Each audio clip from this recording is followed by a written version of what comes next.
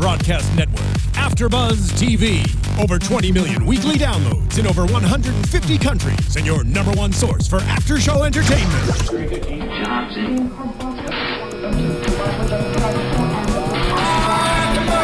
AFTERBUZZ TV, the destination for TV superfans. Producing after-shows for over 300 of your favorite TV shows. Interviewing celebrities and showrunners. And bringing you behind-the-scenes exclusives. All thanks to E! Entertainment's Maria Menounos, producer Kevin Undergaro, and internet leader Akamai.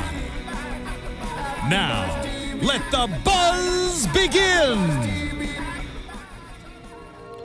Hey, everybody. We're talking about Gracepoint. I feel like I need to be really ominous with this show and this music coming in. We're talking about Gracepoint, Episode 1, Season 1. I'm your host, Zach Wilson. Joining me on tonight's panel, let's just welcome. First of all, welcome everybody. But I'm gonna let my co-hosts introduce themselves over here. Hello, everyone. I'm Adrian Snow. And hello, everyone. I'm Anastacia Waller. And you should suspect them. You should suspect them both. You should suspect me. You should suspect Nando over there, our engineer tonight. You suspect everyone. Hashtag respect everyone. I believe that was what was in the corner of suspecteveryone.com.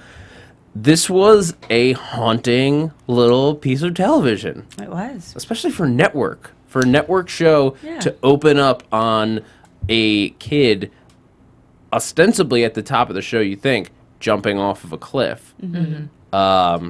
Very intense. First reactions, what did you guys think of the pilot? Oh, well, the first thing I thought was, so how's David Tennant going to sound in this? Like, he's a Scottish actor, and it was a great accent that he did, American. But I was intrigued. I really liked the first shot when Mark Solano, played by Michael Pena, thank you, is walking through the town. It's a really nice setup shot, just this long shot, never-ending shot of him walking through the town and kind of introducing all the characters in that way. So you get a feel for how well these people know each other and kind of how wholesome this town is. And then to kind of see everything bounce off from there, I thought it was a nice setup. So I was impressed with the first episode. I agree. I thought the opening scene was really heavy when they showed the church scene. It was, I think, love thy neighbor, love thyself. And it's like anytime you see that sort of religion or Bible verse, you're like, this is going to get heavy. So that, and then like you said, the boy on the cliff, Danny, it looked like he was contemplating jumping, suicide. So that was obviously really heavy because you could tell that he was a young boy. And then I agree, the same thing with Adrian is that from the very beginning, they set the tone of a small town vibe. He knew everybody. He was walking through the streets. And so you knew that probably throughout the episode, we were going to get to know the characters really intimately because they had these relationships that were more than just, you know, oh, that's the store clerk. It was like everything seems like it's going to be very personal. I thought it was very intense. I loved David Tennant in this. I was so worried, just like you're saying. I was so worried because I'm not going to be shy about it. I'm a huge Doctor Who nerd. Anyone who's a fan of AfterBuzz TV knows that I'm a huge Doctor Who nerd. And I was a little bit nervous that his American accent was going to come off like weird. It's a little weird sometimes to look at David Tennant. Well, he still has to think a bit of the clip. So he'll say something with an American accent, but it'll be at the pacing of like a Scottish accent. He's got that little, like, he's like short with people a little bit, but he's got that awesome beard. Thank you, David Tennant, for showing that people with beards can be good characters, or at least complicated characters, because we don't know what's going on with him. We don't. We got introduced to him. We got a whole list of characters to deal with. Oh my gosh. We've got, we've got Detective Emmett Carver. It's basically him versus Detective Miller. Detective Ellie Miller. Yeah, yes. Ellie and Emmett. It's not at all confusing. And she was expecting a job promotion. She went on vacation with her family. She comes back. She's all refreshed. She's like, oh, I feel so good. Yeah, and you could tell she wasn't worried or threatened at all about her job. It was a small town. She thought she had it in the bag. Probably never expected someone to come in and take her job. Well, you never go on vacation before a job promotion. I mean, I'm just saying. That's good advice. And she did, or at least get it in writing. Yeah. She did not have it in writing. She comes back.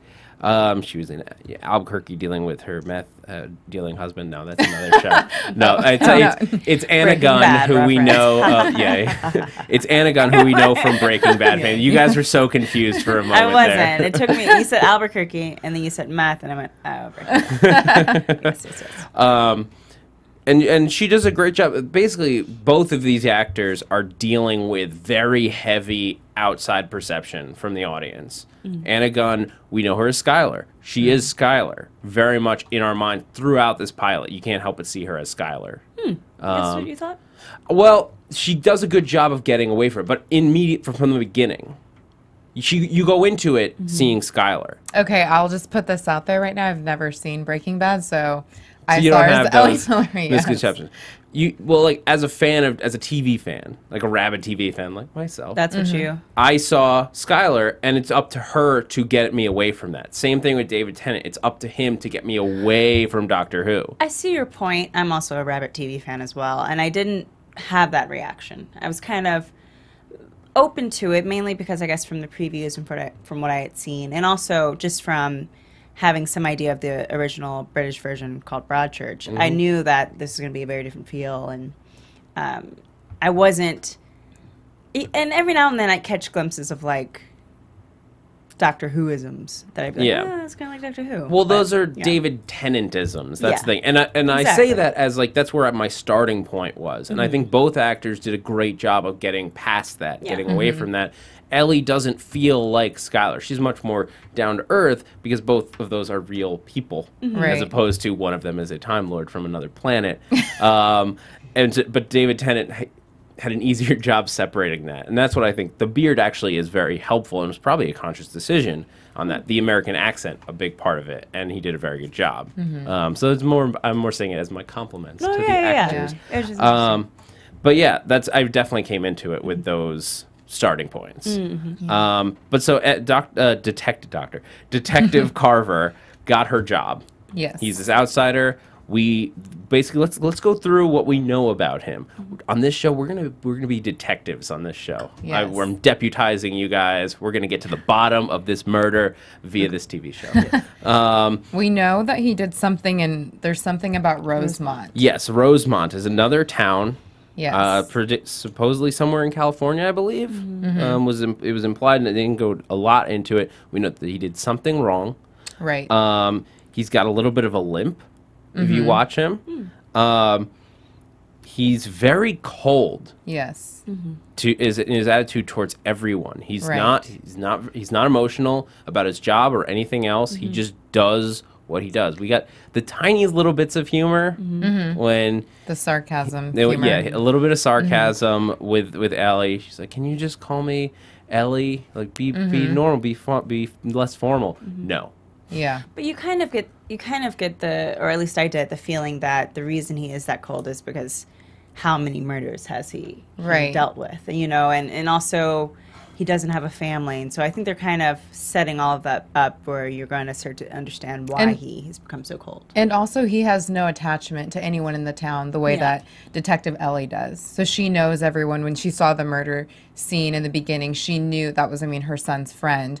Whereas Detective Carver, he doesn't have those attachments. So it's easier for him, I guess, to kind of get through the job and stick to the facts and kind of see Dragnet. where Ellie might miss Yeah. some of those important parts. Yeah, I mean, we set up that he came here to lie low.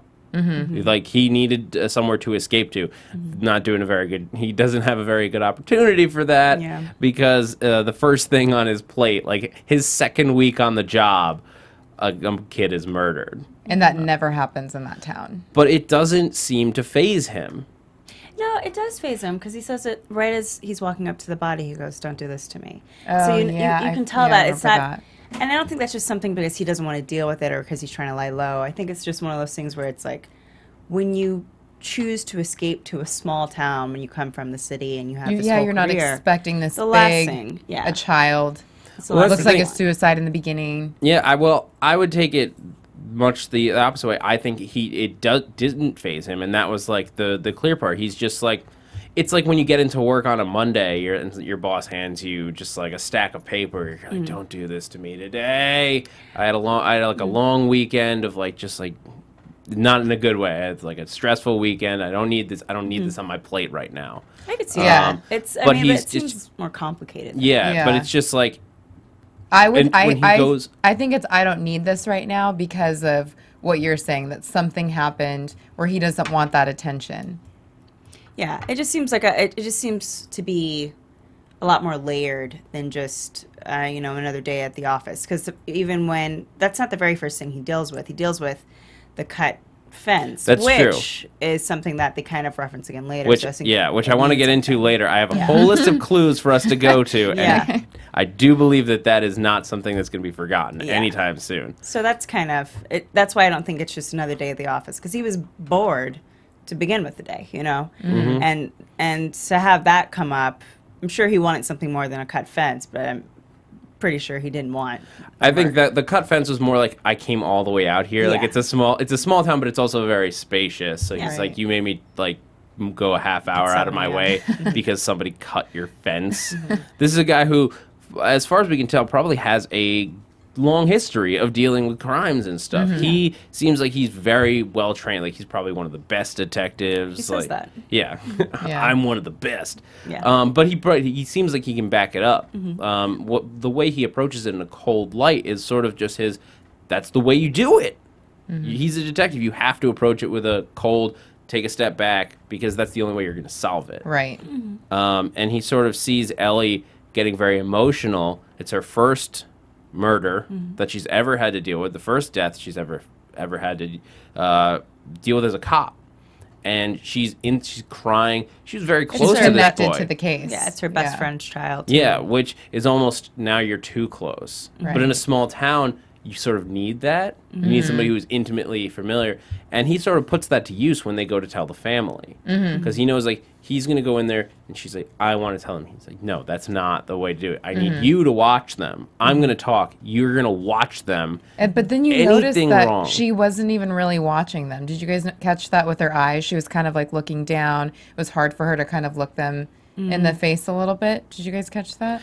Yeah, I mean, I think that would be tough to look at your best friend in the eye and be like, I just found your dead son. So she was watching them, but I think it was less from the point of view from detective and more from the point of view of friend.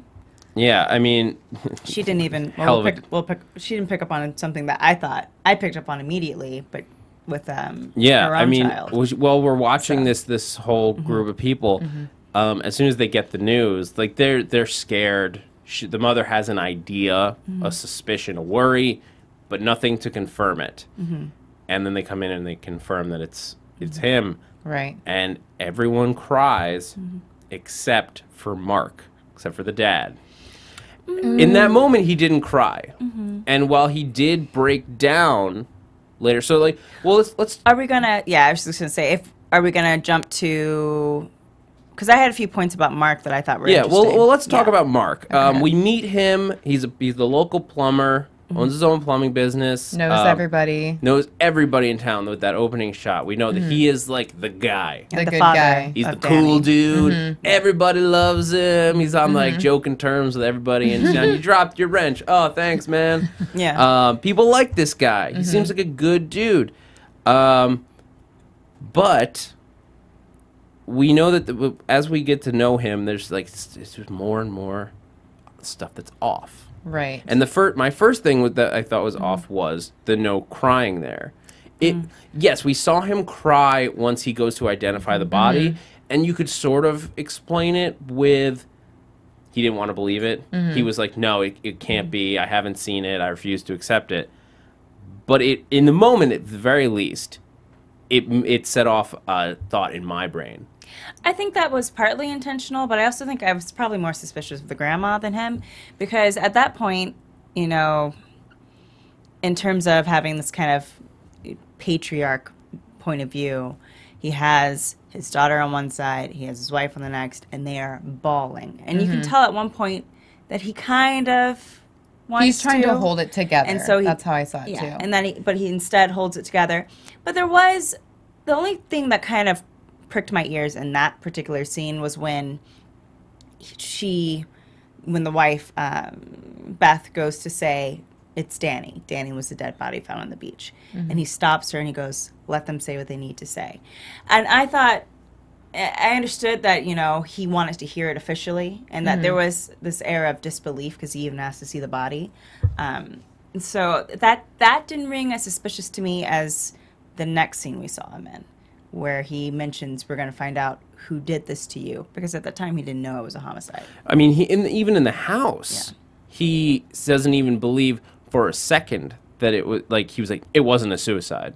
Like, he didn't kill himself. I caught that too. He immediately says it wasn't a suicide, but he was found right next to a cliff. Yeah. So that has to be the first thought, and like, you can love your son. The way it was delivered, the way that he said it was not a dad defending his kid. He's like, there's no way it was a suicide. He's better than that. It wasn't that. This was I know for a fact it wasn't a suicide. Well, but it was an answer in response to the question, were there any problems with your son? And he goes, well, it wasn't a suicide. So, because... That's not where your brain goes from that question. That's where my brain would go, because that's where people are thinking, like, well, was there anything wrong with your son? And you're kind of... I would cycle through that and I go, well, it wasn't a suicide. But, I mean, that could also be a clue left as well. But, so, with him, it's kind of a juggle, because there are a lot of parts I thought that were very fatherly. And the only thing that really kind of I found to be really suspicious was the fact that he already called it a homicide before anyone else confirmed it. So, I don't know. What do you think? I think the same thing, especially with the suicide thing. He didn't know. I mean, I don't know if Mark knew all the details at that point, that there was like a cliff right there and that it looked like he had jumped. So it was kind of weird, because we're led to think in the beginning that this little boy is going to commit suicide, but they just said that they found a body at the beach. So, like, well, his wife had been there. She knew where it had happened. Oh, so she probably prepped him and was like, there was a cliff there, and so I have to imagine she said right at the bottom of the cliffs. Like, she filled him in on whatever details she had. Yeah. The whole family has at this point. I thought Mark is I mean, I think he is a suspicious character. Mark is absolutely on my suspect list. I think he's a red herring, but I'm not saying he definitely did it, but he has to be on the suspect list. At the end, when she was like, "Why didn't you check on him? You check on him every night." That was another weird thing, and he's probably having an affair. I think so. It seems like the logical step that we would have to take, because she asks him. She checked in on him at 9 p.m. Yeah, right. That was the last time she checked in. I mean, you get in at 3 a.m. If it was a work call, let's give him the benefit of the doubt for a moment. But at a small town, who really takes plumbing calls at 3 in the morning? I mean, pipes explode. You never know. But for the moment, just for the moment, let's say that he did have a work call. Okay. Is it reasonable that he didn't check on his son when he got in at 3 a.m.? I mean, if it's a habit and it's a routine, it's something you do every day, then it's kind of weird. Like, my dad would come in and kiss me every morning before he went to work. But his routine's already broken, because your routine is not out at 3 in the morning. Okay. His routine was to check on his son before he went to bed. I thought that was the routine, not that he would come in from work. So if they checked on him at 9, there was no reason for them to really check on them again. Sorry. But if he came home from work at 3 in the morning and he always checks on his son, even if he's home at like, say he gets off at 7, like I feel like a father would like peep in and be like, oh, hey son, like, you know, just that father, he's gonna pass the door on his way to his room. Like, I could see him just peeking in. But I mean, even if he peeked in, if he had snuck out, you couldn't tell that, you know, that he was gone. But what about in the morning? Like, no one, does the sun just normally come out in the morning? I was like, this is weird. They touched on that. Okay. They said that he goes to the wildlife. Right, but no one saw him like pass through the door every morning. They don't see their son come out. Because he's gone before they... So he leaves before they wake up. The idea is the whale watching happens at dawn. Yeah. Okay. So the kid is leaving before anyone else is even awake. Okay. So they're used to him being out of the house. Him not being there is not suspicious. The only thing that was weird was that he forgot his lunchbox. Yeah. Okay. They even had left it out for him the night before. Yeah. Okay. So he could take it with him. But let's finish up with Mark, because he does, like, she confronts him about that. I think that part of it seemed like, she's being suspicious because she's trying to figure something out. She wants something to hold on to. But she raises the suspicion of, what kind of work call were you getting? To which his response was, I told you I was working. And he does this thing with his lips where he just like fidgets his lips in this, that's like one of those clear, that's a lie thing. Like Like a body twitch when you're lying, some type of body twitch that you do. That's a tell. Right. Like, it's like when you run your hand through your hair, or like you just do one of these with your eye, something. That was a twitch. So I think affair. I think you had it right. Yeah, just because Affair. they also kind of commented on the fact that they've been together since they were 17, that they were High together school because sweethearts. she got pregnant. So it makes sense that there is something going on with him, and it makes sense that they would kind of lead us to believe that he might have been a part of it. He might know something, but I think it's more likely that he's having an affair. I just don't know with who yet. But Yeah, that was my next question. Any thoughts on who? Well, I didn't come up with the affair thing, but after hearing you guys talk about it, I thought maybe the lady at the hotel that runs the inn. yeah. I mean, I haven't really seen any of the other characters that I can think of. I mean, the only one that we've really been introduced to who's like fits age-wise and just like prominence-wise at this point is Ellie. No. No, that's not going down like that. No? No. I mean, I'm just... Because she just got back into town, too. That's true, but it... Oh, that's true. She was out of town for the entire thing. Yeah. So he couldn't have been there. All right. Fair enough. Drop. Drop. We're done with that one. That was more of just my like, well, TV Do you have tells any? me. Any? I would probably say the lady from the end would probably be the closest Yeah, one. because when but she may found not out, be introduced remember? yet. When she found out that there was a body, and when the detective came to check into the hotel, she didn't really have a big reaction. She was just like, oh, well, is the beach going to be open tomorrow? So matter of fact. Yeah. You know? Yeah. Or, I'm just going to throw it out there. Okay. What about Owen? That he's having an affair with one? Yeah. Hey, you never know. That could be a possibility. I doubt it, stretch. because they It's kind a of already set stretch. Owen up to be with someone else. Yes. So That's true. Red herrings, though. We're gonna be looking. We're gonna be looking for those red Yes. herrings. Everyone's a this season. suspect right now. Everyone's a suspect. I mean, if he was gay, that would be an interesting twist. It'd be something Yeah. like It could be his coworker who always browses his van. That could be a that's possibility. true. Yeah.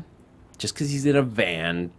No, I just, I mean, if you're going to say, like, who could the possible suspects be in terms of age, it could be him, or it could be the lady from the hotel, or it could be the woman who runs the Gracepoint Journal. The Gracepoint Second. Journal, who is Owen's mother, I believe.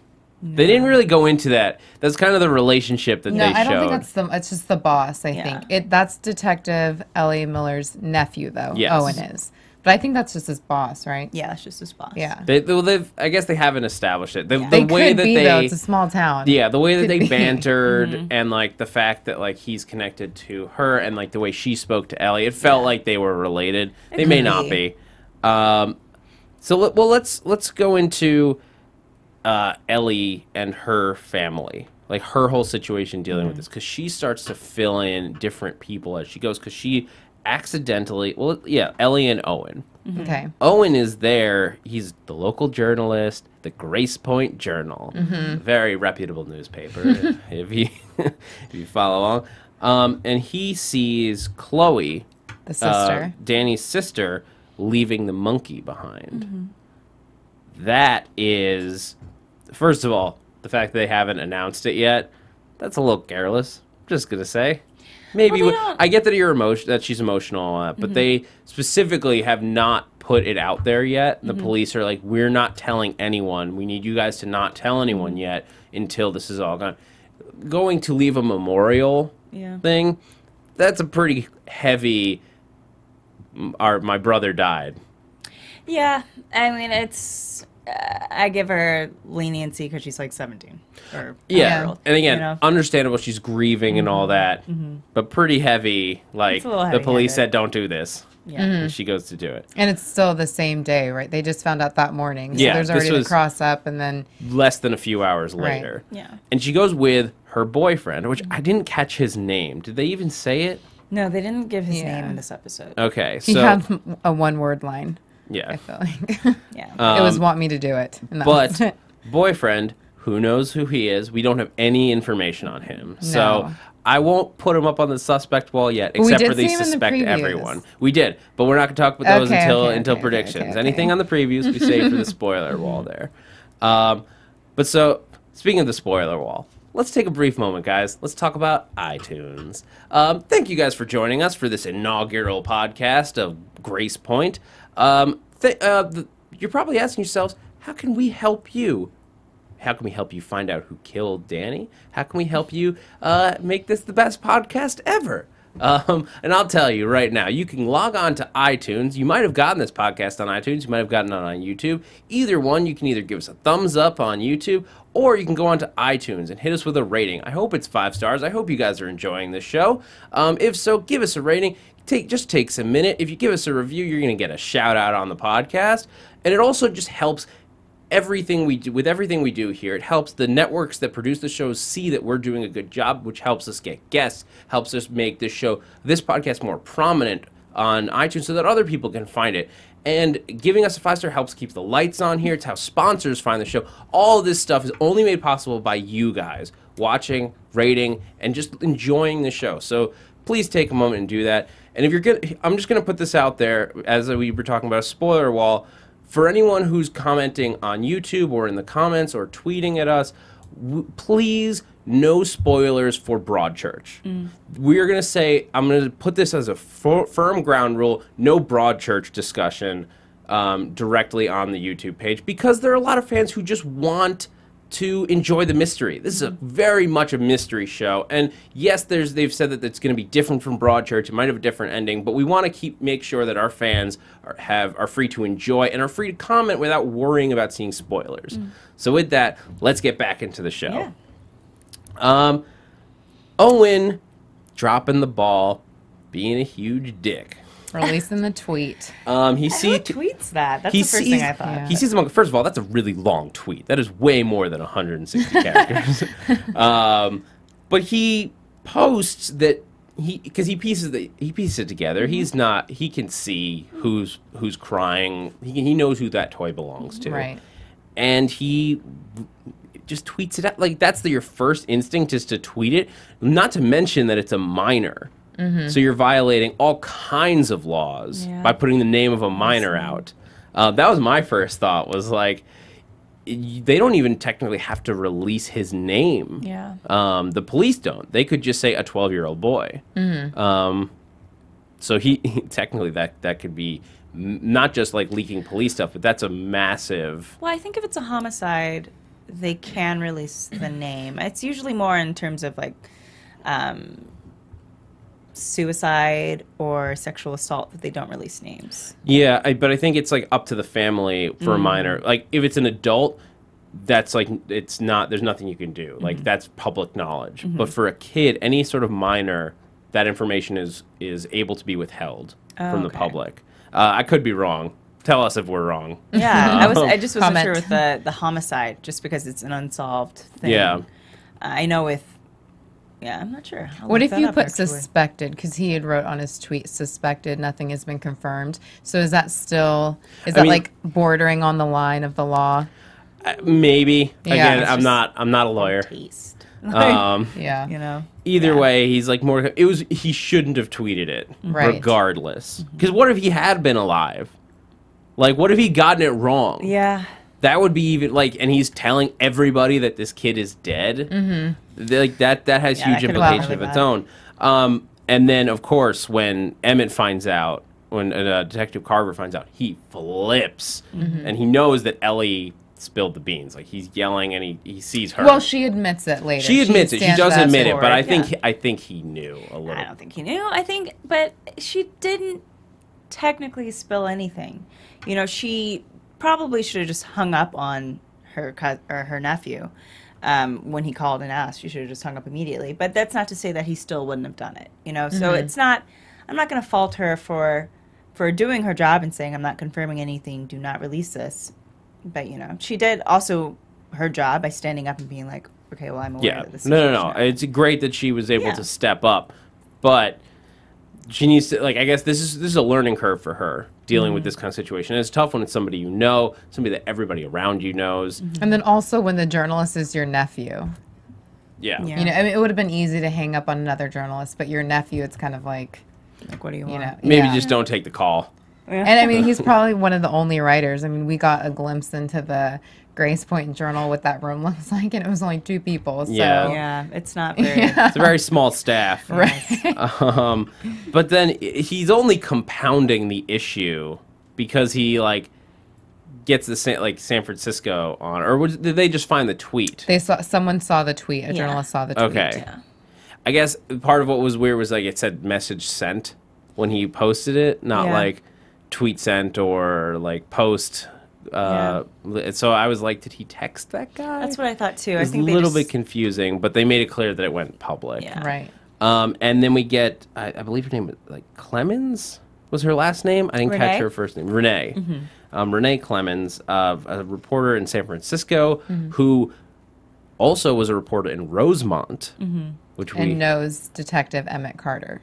Yes. At least she knows his backstory. Right. She knows whatever it is that he did. Happened. Yeah. She knows. She reported on it, I think is what she said, that she worked on that scene. Yeah.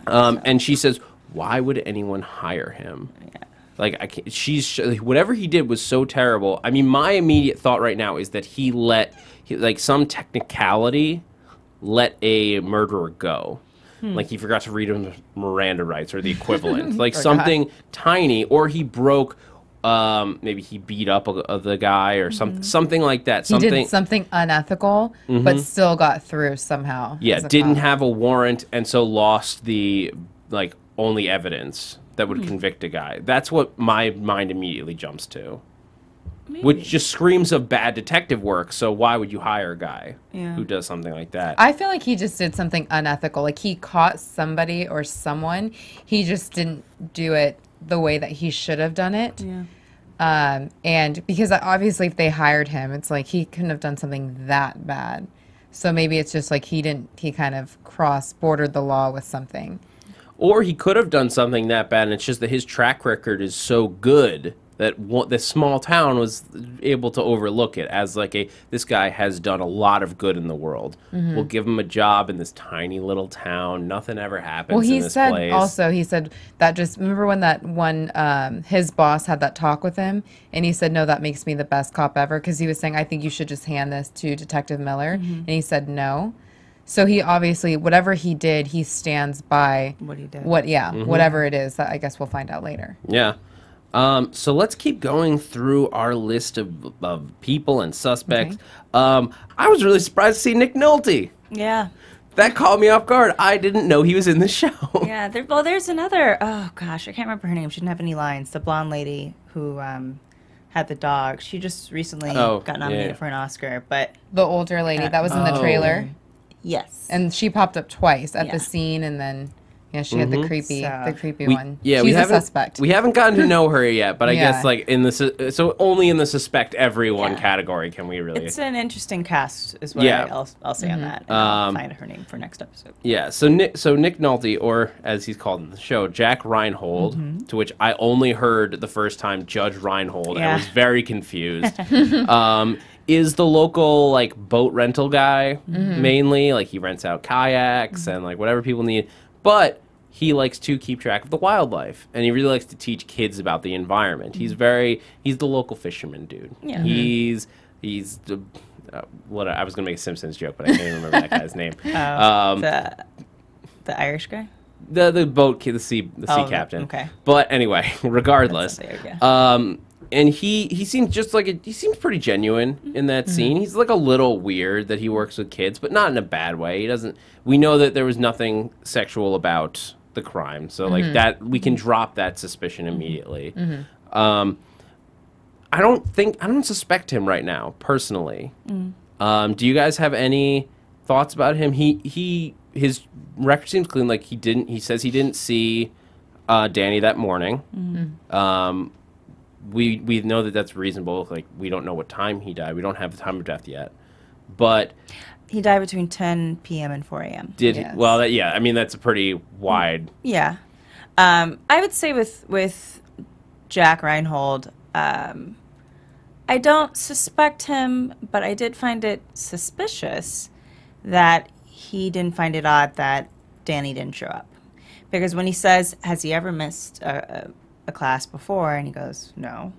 He's like, kids miss classes all the time. But if it's a student who's never missed a class before, I mean, I've gotten called over random stuff when I was in high school or even at work because I've never missed work or I've never been late. And they've been like, are you okay? Is everything okay? You're never late. You don't ever miss.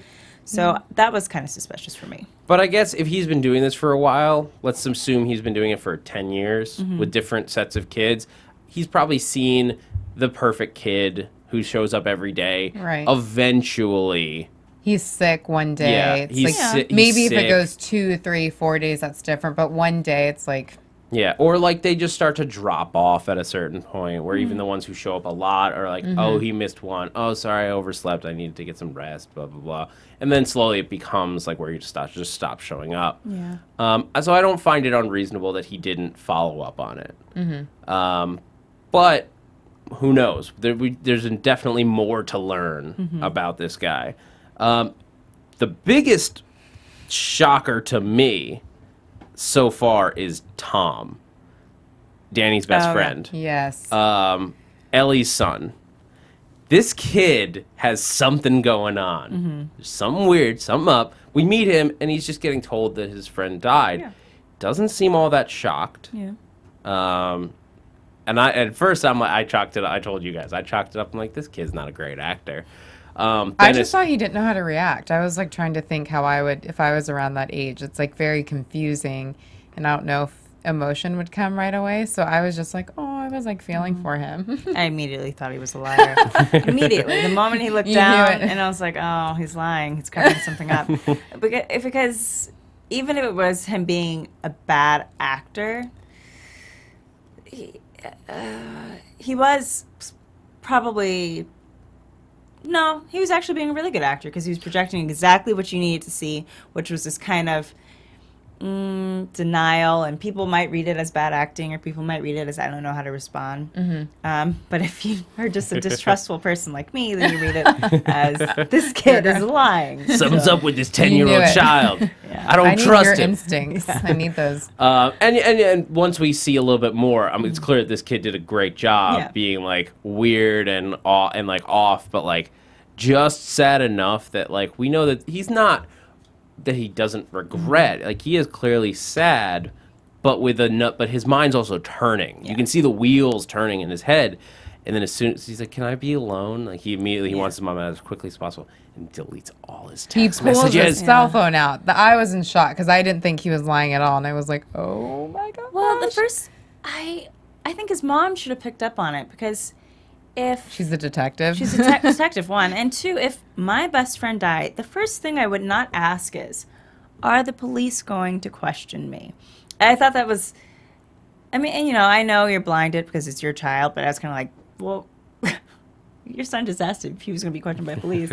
Why would that be the first thing that pops into his head? Isn't that odd? Don't you find that odd? I think it's that she because she goes through like you can react however you need, do whatever you need to, and I think she's just treating it as shock. Yeah.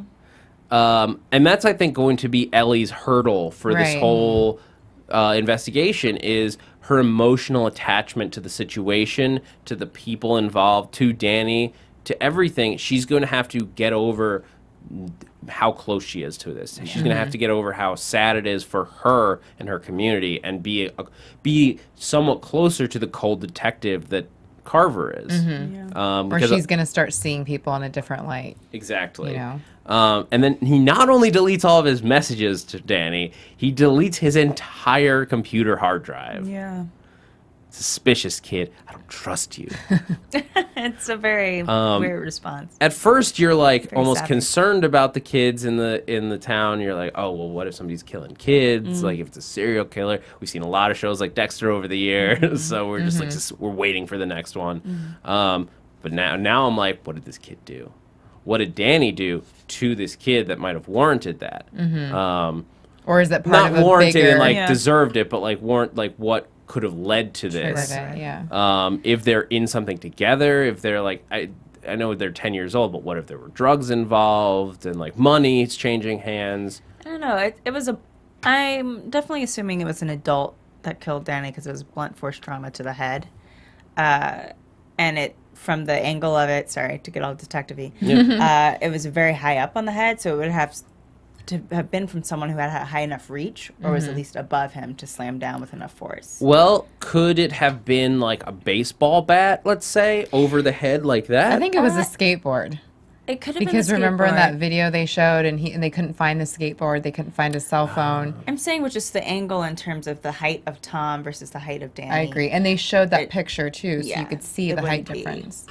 Did they show exactly where? I must have like blinked. Like where exactly? It was on kind the of head like was on it? the left side right there, and it was high up, and there was blood, like a blood trickle. Right, from when he was laying because down. what I'm thinking is like, if they're roughly the same height, that skateboard from overhead or even from the But side. Tom is considerably shorter than Danny. But if it's like but with a skateboard's pretty long.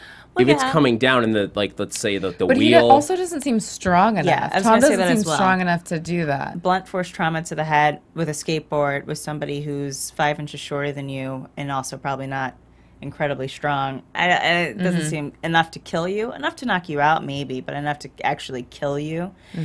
It doesn't seem likely. It takes All a right. lot of force. Fair enough. Tom was definitely involved in something, but like maybe him and Danny were doing something together that he doesn't even want Danny's mom, Detective Ellie, to know about because they were as part of something that they were doing that was bad, like those two together. Sort of like Danny might be dead, but I'm not going down with him.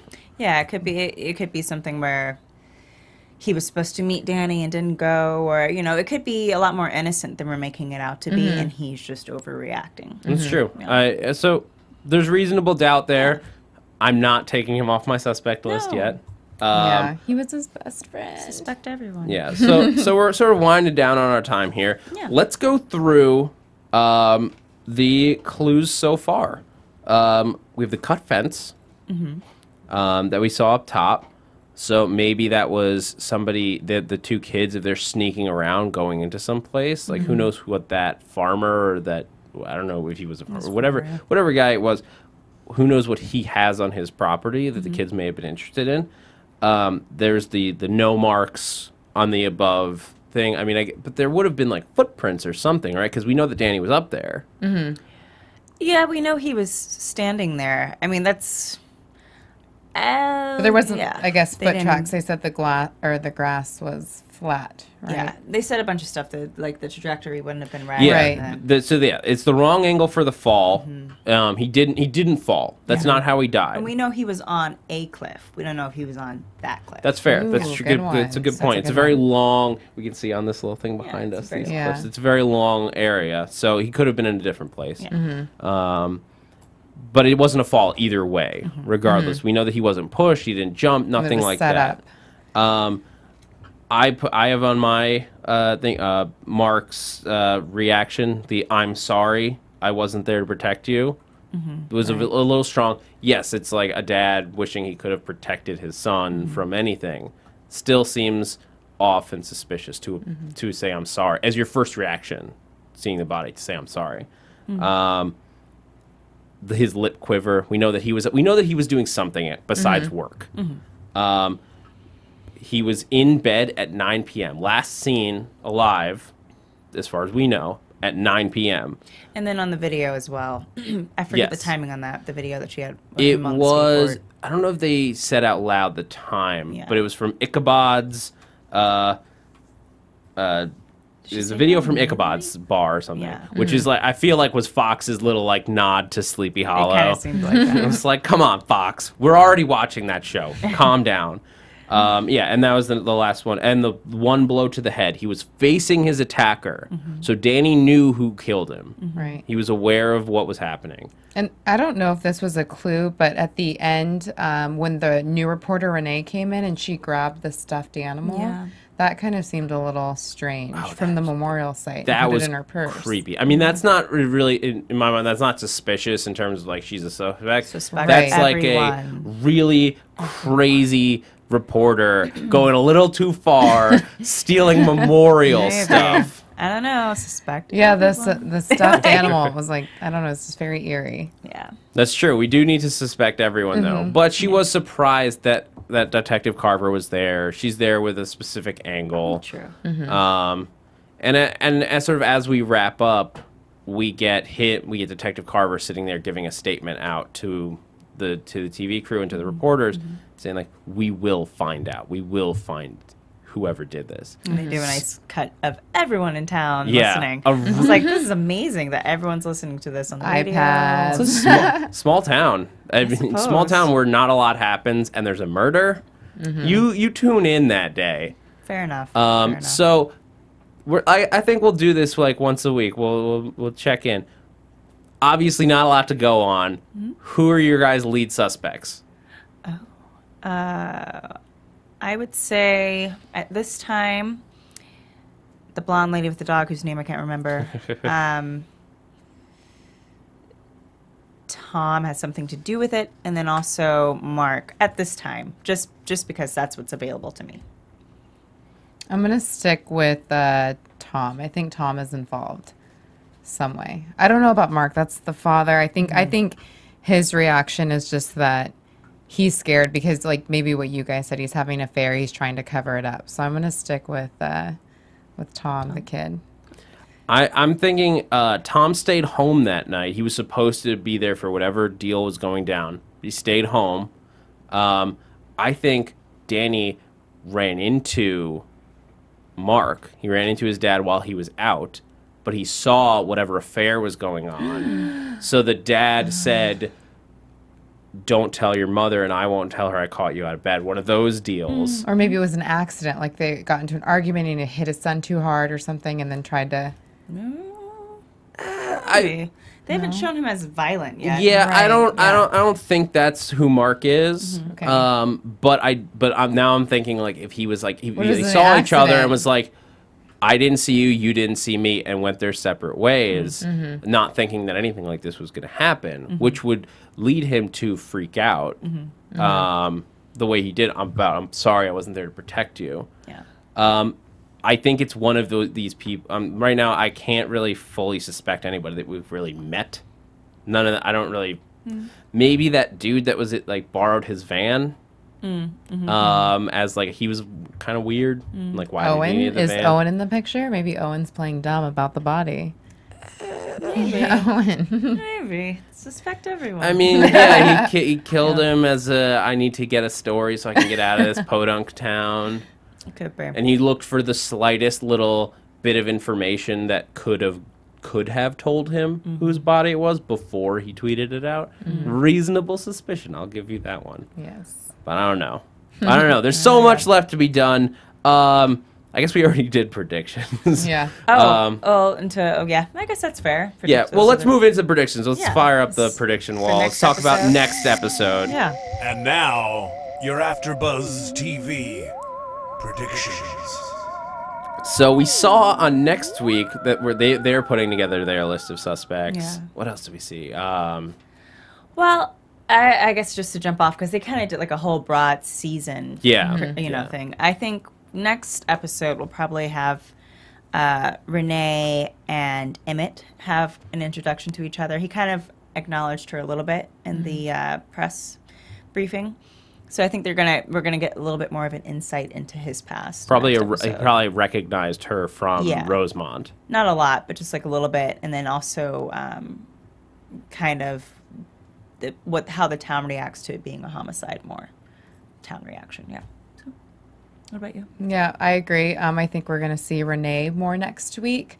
I also think that Renee and Owen are going to have some type of relationship that kind of jumps off. We'll probably see a little bit more with Tom, and I don't know, we'll see more of his reaction, and maybe Detective Ellie will start to notice maybe some of her son's tendencies. Yeah. So close to the case. Yeah, I think we're going to get a lot more. I've already thrown out my insane prediction for the week.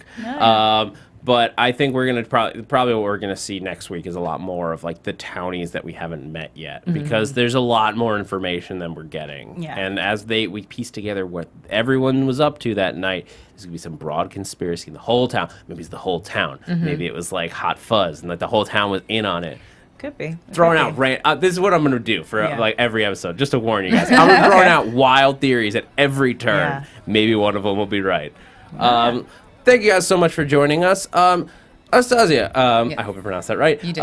Where can the people find you if they want to keep up with you? You can find me on Instagram at Anastacia Waller. Oh, yes. You can find me on Instagram and Twitter at Miss Adrian Snow, ADRIANSNOW. And you guys can catch me on Twitter and Instagram at that Zach Wilson. You can also catch me here at AfterBuzz on a number of shows. I got Doctor Who Classics, Resurrection, Grimm is coming back soon, a number of other shows. I want to say thank you to Nando for staying late and doing the engineering on our show here.